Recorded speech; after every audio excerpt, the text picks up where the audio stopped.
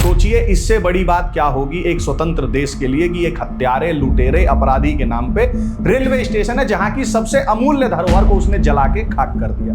वामपंथियों ने historical facts का सामूहिक दुष्कर्म करते हुए कहना शुरू किया कि नालंदा जो है वो बख्तियार खिलजी ने नहीं बल्कि हिंदुओं ने जलाई। भाई ताजा अगर मैं आपको एग्जांपल दूं तो एक वो है ना, वो मेकअप में भी इतनी डरावनी सी लगती है, अगर मेकअप ना करे तो जैसे मैंने वो सुना था कि जब वीराना फिल्म आई तो कई लोग सिनेमा हॉल में हार्ट अटैक से मर गए थे, वो हो जाए। और दोस्तों कैसे हैं आप सभी लोग, उम्मीद करता हूं ठीक होंगे। बीते 19 जून को देश के प्रधानमंत्री नरेंद्र मोदी ने नालंदा यूनिवर्सिटी के नए कैंपस का उद्घाटन कर दिया। पर राम मंदिर के समय यूनिवर्सिटी हॉस्पिटल के लिए जिनकी छाती में दूध उतर आया था कि बताओ मंदिर बनाने से क्या होगा, अच्छा होता कोई कॉलेज खोल देते, कोई हॉस्पिटल बना देते, इन वालों को ऐसा कोई फर्क पड़ेगा नहीं इस नालंदा यूनिवर्सिटी के कैंपस खुलने से भी। उनके लिए मोदी जी को हॉस्पिटल ही बनवाना पड़ेगा, वो भी सुपर स्पेशलिटी वाला जो आगरा में है, उसका कोई हाईटेक वर्जन टाइप का।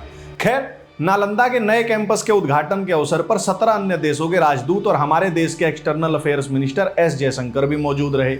अब इन 17 देशों के राजदूतों और तमाम अतिथियों को पता भी होगा कि नहीं कि जिस नालंदा यूनिवर्सिटी के उद्घाटन पे वे लोग फोटो खिंचवा रहे हैं, वहां पहुंचने के लिए आपको बख्तियारपुर जंक्शन उतर के जाना पड़ेगा अगर आप वाया रेल जा रहे हैं। अब आप कहेंगे कि बख्तियारपुर जंक्शन से क्या समस्या है भाई इस इंसान को, तो जी साहब आप पहले ये बताइए कि इजराइल में हिटलर जंक्शन नाम के रेलवे स्टेशन की आप कल्पना कर सकते हैं? नहीं ना। ठीक, अब आप मुझे बताइए कि आपने नालंदा के बारे में क्या सुना है। मतलब कोई स्कूल कॉलेज नहीं भी गया होगा, एक गांव का किसान होगा या बहुत मतलब जिसको सो कॉल्ड ये जीप टेढ़ी करके इंग्लिश बोलने वाले अनपढ़ रूरल मासेस कह देते हैं, उसने भी ये सुना होगा कि नालंदा जो थी बहुत बड़ी लाइब्रेरी थी जिसे जला दिया गया था, जो 6 महीने तक जलती रही थी। अब एग्जैक्ट 6 महीने जली थी का तो नहीं पता, पर बहुत दिनों तक जरूर जलती रही थी। 9 मंजिल की लाइब्रेरी थी, धर्मगंगा नाम था। कैंपस इतना बड़ा था कि 10,000 बच्चे और 3,000 टीचर्स आराम से रह सकें, बाकी नॉन टीचिंग स्टाफ भी उसमें एकोमोडेट हो सकता था। ठीक, न जाने कितने हॉल्स थे, स्टडी रूम थे, 8 तो गार्डन थे पूरे कैंपस में और 10 मंदिर थे। और ये कैपेसिटी तब की है जब भारत की आबादी 125 करोड़ नहीं थी, तब तो आबादी कुछ ही करोड़ रही होगी। अब आप ऐसा मान सकते हैं शॉर्ट में कि दुनिया की मोस्ट प्रेस्टिजियस लाइब्रेरी थी और नालंदा पूरे विश्व में शिक्षा का एक महत्वपूर्ण या सबसे महत्वपूर्ण केंद्रों में से एक थी। नालंदा यूनिवर्सिटी में ज्ञान का क्या लेवल था, इससे आप अंदाजा इस बात से लगा सकते हैं कि जो वहां पे गेट पे गार्ड होते थे, जो दरबान होते थे, वो एस्पिरेंट्स की संस्कृत में क्या प्रोफिशिएंसी है वो चेक करते थे, उसका टेस्ट लेते थे, उसके बाद अंदर जाने देते थे। कल्पना से भी परे की बात होगी आज के जमाने के लोगों के लिए। पर ये सब जला के बर्बाद कर दिया गया, किसके द्वारा? उसी बख्तियार खिलजी द्वारा जिसके नाम पे रेलवे स्टेशन है और गांव भी है। सोचिए इससे बड़ी बात क्या होगी एक स्वतंत्र देश के लिए कि एक हत्यारे, लुटेरे, अपराधी के नाम पे रेलवे स्टेशन है जहां की सबसे अमूल्य धरोहर को उसने जला के खाक कर दिया। पर शायद सेकुलरिज्म इसी को कहते होंगे। अगर आपको इंडिया दैट इज भारत का सेकुलरिज्म जानना हो, देखना हो, तो ये बख्तियारपुर जंक्शन को देख सकते हैं। अब अगर देश 1947 में सही में आजाद हो गया होता, हिंदू स्वतंत्र हो गए होते, पूरा स्वतंत्रता संग्राम जिन आदर्शों पे लड़ा गया था उस हिसाब की स्वतंत्रता मिल गई होती, तो इस देश में बख्तियारपुर जंक्शन नहीं होता। खैर, हम नालंदा यूनिवर्सिटी पे आते हैं। जब इस देश के सेकुलरों और वामपंथी पैरासाइट्स का मन इतने पे भी नहीं भरा तो उन्होंने हिंदुओं के इतिहास को डिस्टॉर्ट करना शुरू किया। वो जैसे होता है ना, अभी तो हमें और जलील होना है टाइप्स का, वैसे वाला करना शुरू किया। जैसे वामपंथियों ने हिस्टोरिकल फैक्ट्स का सामूहिक दुष्कर्म करते हुए कहना शुरू किया कि नालंदा जो है वो बख्तियार खिलजी ने नहीं बल्कि हिंदुओं ने जलाई। 2 कदम और आगे बढ़ गए, सॉरी, हिंदू फेनेटिक्स ने जलाई। जी, जैसे आप वामपंथी डिस्टोरियन डीएन झा का द कारवान नाम के नाले में छपा ये आर्टिकल देखें। अब डीएन झा की शान में क्या कहा जाए, ये वही महान डिस्टोरियन है जिसने कहा था कि वैदिक एज में लोग गौमांस खाते थे, बीफ खाते थे। इसने the myth of Holi cow नाम से बाकायदा एक प्रोपेगेंडा टाइप्स की किताब भी लिख रखी है। और ये जो डीएन झा है, ये कितना बड़ा न्यूट्रल था या कितना अनबायस्ड हिस्टोरियन था, इसका अंदाजा आप इसी बात से लगा लें कि जब ये मरा था तो इसकी डेड बॉडी पे कम्युनिस्ट पार्टी ऑफ इंडिया का झंडा उड़ाया गया था। जी, सीपीआई के मेंबर थे ये भाई साहब। सीपीआई वालों ने इनके मरने के बाद बाकायदा एक मेमोरियल मीटिंग भी बुलाई थी। पर फिर सर अरुण शौरी जैसा कहते हैं कि if an RSS publication publishes even an interview with me that is further proof of my being communal, but so tough are the hymn of these progressives that even when they contribute signed articles to publications of Communist Party, their virginity remains intact.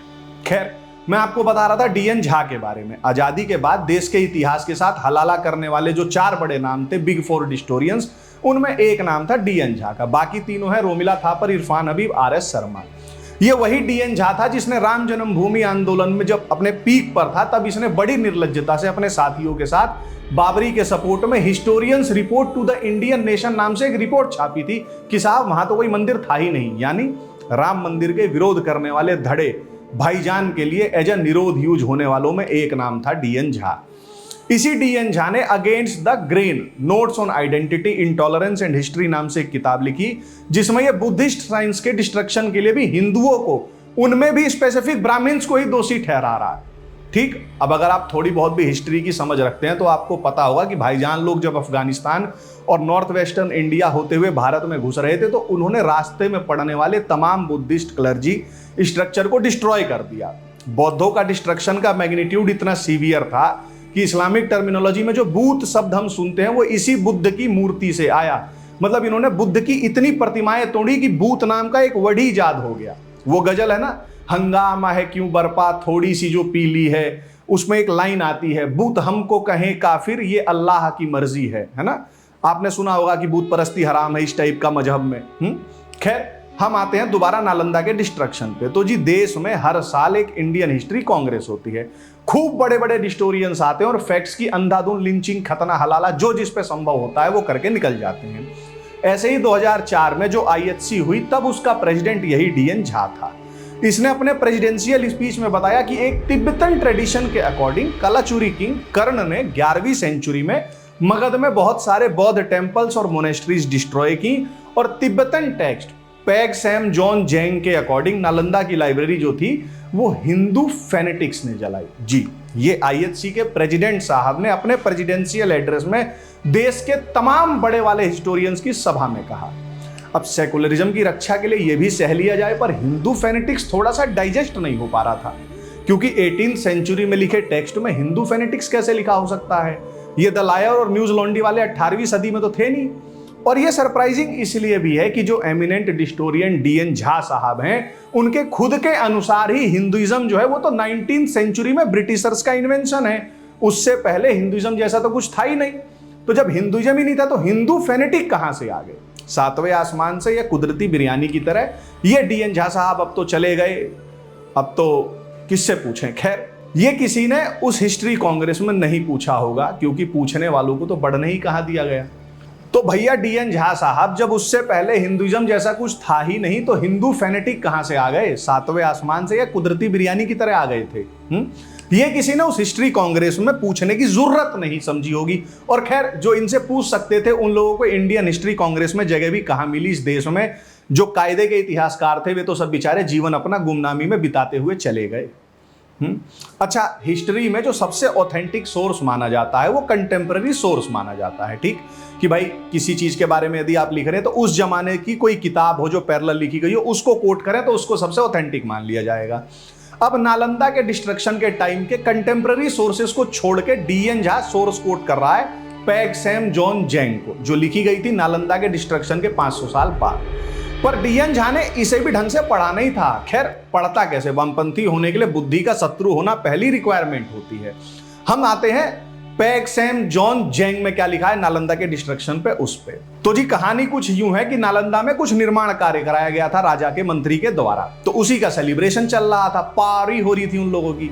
तभी वहां पे 2 non Buddhist भिक्षु आ गए, तो कुछ बौद्धों ने उन पे मजे लेते हुए बर्तन धोने वाला पानी फेंक दिया और पकड़ के दोनों नॉन जो बुद्धिस्ट भिक्षु थे उनको दरवाजे में भेज दिया। अब इससे वो जो दोनों नॉन बुद्धिस्ट भिक्षु थे वे नाराज हो गए। इसी नाराजगी में एक भिक्षु जो था वो गड्ढा खोद के तपस्या में बैठ गया और दूसरे वाला उसकी रखवाली करने लगा। 12 साल उसने तपस्या की और उसमें सूर्य की ताकत आ गई। उसने हवन करना शुरू किया और हवन में से ही अग्नि उठा उठा के फेंकने लगा और 84 के 84 बुद्धिस्ट श्राइन्स जो उस कॉम्प्लेक्स में थे वे जल के स्वाहा हो गए। और जब नालंदा का पुस्तकालय जलना शुरू हुआ तो लाइब्रेरी के 9th फ्लोर पे 2 बौद्ध ग्रंथ रखे हुए थे। गुह्य समाजा और प्रजन परमिता नाम की किताबें रखी हुई थी। इनमें से पानी की धार निकलने लगी। इससे आग थोड़ी बुझ गई और नालंदा लाइब्रेरी के बहुत सारे ग्रंथ जलने से बच गए। फिर ये दोनों भिक्षु भाग गए और दोनों की मृत्यु भी अग्नि के कारण हो गई। ठीक, पहली बात तो भाई किसी में सूर्य की शक्ति आ जाए तो वो भागेगा क्यों, भागेंगे तो उसके शत्रु। और जब मैंने ये पढ़ा कि हवन कुंड से अग्नि उठा उठा के फेंकने लगे जिससे सब जलने लगा, धुआं धुआं हो गया, तो मुझे आयरन मैन याद आ गए, जैसे वो अपनी आंख से ऐसे आंख फेंक के जलाता है ना, वो वाला। अब आप सोचें, ये लिखा है उस सोर्स में जो डीएन झा कोट कर रहा है, और फिर ये कहते हैं कि हम साइंटिफिक टेम्पर में मानते हैं, मतलब जो नेहरू जी वाला था ना, वो साइंटिफिक कुछ करते थे बकलोली, उसको ये लोग कहते हैं कि हम आगे बढ़ा रहे हैं। पर मुझे भरोसा था कि डीएन झा ने ये सोर्स भी नहीं पढ़ा होगा, क्योंकि वामपंथी का पढ़ाई और फैक्ट से बहू और जेठ वाला रिश्ता रहता है। वामपंथी सदैव फैक्ट्स के सामने इग्नोरेंस का घूंघट काट के रहता है कि कहीं फैक्ट्स ना दिख जाए, वरना वो हर्ट हो जाएगा। जैसे वो कहता है ना बिग बॉस में, मुझे हर्ट हो रहा है, मुझे हर्ट हो रहा है बिग बॉस, उस टाइप का।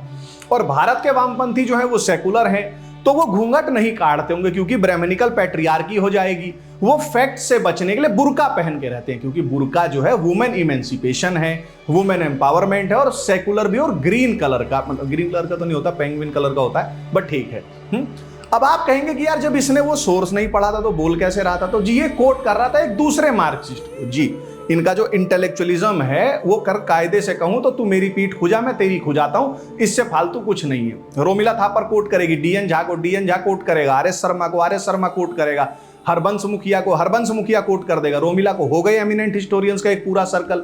ये एक पूरा विशियस सर्कल टाइप का है कि एक दूसरे को कोट करेगा, दूसरा तीसरे को, तीसरा पहले को, तो तीनों ने कोटेड एमिनेंट। और कोट करेंगे तो लिखेंगे एमिनेंट लीजेंडरी प्रोफेसर एमिरेटस, और जोड़ देते हैं कि हल्का फुल्का आदमी तो वैसी दहशत में आ जाए उनका वो क्या कहते हैं एडजेक्टिव्स पढ़ के। खैर हम आते हैं डीएन झा के सोर्स को जिसे ये कोट कर रहा है। बीएनएस यादव नाम है साहब का, किताब का नाम है society and culture in northern India in 12th century. Comrade Jha ji ने मार्क्सिस्ट कॉमरेड यादव जी को ditto word to word quote किया है, बस एक लाइन का खतना कर दिया, जहां यादव जी ने खुद लिखा है कि it is very difficult to say anything as to how far this account may be correct. यही नहीं, अगर आप पूरा पढ़ेंगे तो कॉमरेड यादव ने लिखा है कि the Tibetan text Pag Sam Jon Zang contains a doubtful tradition of the burning of the library of Nalanda by some Hindu fanatics. पर इस डाउटफुल ट्रेडिशन को ऑथेंटिक ट्रेडिशन बता के इंडियन हिस्ट्री कांग्रेस में डिस्टोरियन डीएन झा ने घोषित कर दिया कि नालंदा को हिंदुओं ने, मतलब हिंदुओं ने नहीं, हिंदू फेनेटिक्स ने जलाया था। अच्छा, उसी बीएनएस यादव ने आगे अपने कंक्लूजन में लिखा है कि a great blow to Buddhism was no doubt rendered by Turkish invasion leading to the destruction and desertion of the celebrated Buddhist monasteries of Magadh and Bengal. Many Buddhist scholars fled to Tibet and Nepal. पर जी साहब DN Jha को इस सब से क्या मतलब? उन्हें अपने प्रोपोगेंडा को फिट करने के लिए कॉमरेड जो यादव हैं उनकी किताब से जो ठीक लगा वो उन्होंने लेके चिपका दिया, क्योंकि उन्हें तो बहुत जोर से हिंदुओं को विलिफाई करना आ रहा था, तो उन्होंने कर दिया। अब जगह का क्या देखना, वो तो कहीं पे भी मतलब कर ही सकते हैं ना, क्योंकि एमिनेंट थे। अब समस्या क्या है भाई? आप कहेंगे इसने 2004 में दिया था, आप 24 में हमें क्यों बता रहे, उससे क्या बहुत ज्यादा फर्क पड़ रहा, हमने तो सुना भी नहीं था। तो जी समस्या ये है कि डीएन झा जैसे फ्रॉड्स को, डिस्टोरियंस को, बहुत सारे भारत में ऐसे लोग हैं जो अपना खुदा मानते हैं, ठीक। और ये जो खुदा मानने वाली ब्रीड है, इसको जन्नत में वर्जिन हूरे मिलेंगे वाली किताब पे जॉम्बीज को जितना भरोसा है, उससे कम भरोसा इन डीएन झाओ के लिखे पे नहीं है। भाई ताजा ताजा अगर मैं आपको एग्जांपल दूं तो एक वो है ना, वो मेकअप में भी इतनी डरावनी सी लगती है, अगर मेकअप ना करे तो जैसे मैंने वो सुना था कि जब वीराना फिल्म आई तो कई लोग सिनेमा हॉल में हार्ट अटैक से मर गए थे, वो हो जाए। खैर वो भी कहती है कि नालंदा को बख्तियार खिलजी ने नहीं जलाया था। नालंदा से रिलेटेड मिथ्स डिबंक करते करते थंबनेल में कुछ और ही बंक करने लगती है ये। और दल्लन टॉप, सॉरी क्या नाम, द लल्लन टॉप वाले हमारे सौरभ द्विवेदी भैया, चैनल का जो उन्होंने नाम रखा है उसी से मिलते जुलते उनके लक्षण भी हैं। उन्होंने भी फूल कुमारी को अपने स्टूडियो में बुला लिया एज अ प्रख्यात इतिहासकार, जेएनयू से पीएचडी कर रही हैं। तो फूल कुमारी, दल्लन टॉप और इनके जैसे 72 अदर्स के लिए बताता चलूं कि नालंदा को बख्तियार खिलजी ने ही जलाया था। और ये बात बख्तियार खिलजी के ही कंटेम्पररी मौलाना मिनहाजुद्दीन ने अपनी किताब तबकते निसारी में लिखा है। वो लिखता है कि बख्तियार ने अपने 200 घुड़सवार सैनिकों के साथ नालंदा पे हमला बोल दिया और नालंदा में जितने लोग थे सबको मार डाला। मसकेयर इतना विभत्स था कि उन किताबों में क्या लिखा था ये बताने वाला कोई स्कॉलर जीवित नहीं छोड़ा बख्तियार ने। पूछताछ करने पे पता चला कि वो पूरा किला सा जो दिख रहा था वो कॉलेज था, विहार था। फिर जब लूट मार करके जब बख्तियार खिलजी सुल्तान कुतुबुद्दीन के पास पहुंचा तो सुल्तान बहुत खुश हुआ, इतना खुश हुआ कि बाकी दरबारियों को ईर्ष्या होने लगी। ये सब साल 1197 में हुआ। ठीक है जी। अब या तो इससे पहले का कोई सोर्स दिखा दो हमको कंटेम्पररी जो इससे उल्टा बता रहा हो, वरना कायदे से दफा हो जाओ और भगवान के लिए कहूंगा तो खैर कम्युनल हो जाएगा। तो जो भी जिसको भी तुम मानते हो, वो जो वर्जिन उससे पैदा हुए थे या जो दूसरे वाले भाई साहब थे जिन पे सर तन से जुदा होने लगता है, उनके लिए ही कम से कम हिस्ट्री पे लिपस्टिक लगानी बंद कर दो। उस पे 4 लेयर वाली झूठ की परतें मत पोतो। वो तुम्हारा मुंह नहीं है कि उसे 4 लेयर फाउंडेशन की जरूरत पड़ेगी। ठीक, बाकी दोस्तों वामपंथियों का हमारे यहां शर्तिया इलाज ही किया गया और आगे भी किया जाता रहेगा। आप वीडियो को आगे पहुंचाते रहिए। जय श्री राम।